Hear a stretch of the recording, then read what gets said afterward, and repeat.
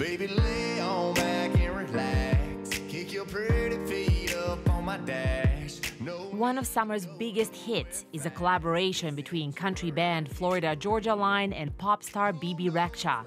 Brett Kissel was the first country singer to headline the iHeartRadio Much Music Video Awards. Country is officially cool. But that's something these young fans at Boots and Hearts Festival already know. Florida Georgia Line, their music is bomb. It's so good. Dallas Smith, Dallas Smith, Dallas Smith.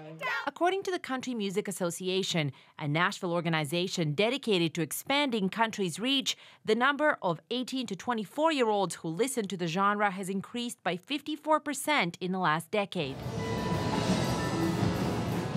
And the senior editor of country for Rolling Stone magazine thinks he knows why. I think the reason that country music has lost that stigma of not being the cool genre to listen to is because the artists have gotten younger. You're looking at bands like Florida Georgia Line, and even go all the way back to Taylor Swift when she was still in country music. It really kind of spoke to a younger audience. Some of these artists are Canadian, like 24-year-old BC-born Madeleine Merlot. A month after her Boots and Hearts gig, she was invited to play a coveted show at Whiskey Jam in Nashville. The organizer of it found me kind of organically on Spotify and asked me to come. What's up, Whiskey Jam? Merlot also owes at least a part of her fan following to the streaming platforms, once an unthinkable feat for country music, whose fans have been traditionally reluctant to embrace new technologies. Young people can have a little bit of everything all at once and listen to rock and pop and rap and country all together, and they're creating their own playlists. While it may be getting younger and cooler, country is not exactly the voice of political dissent.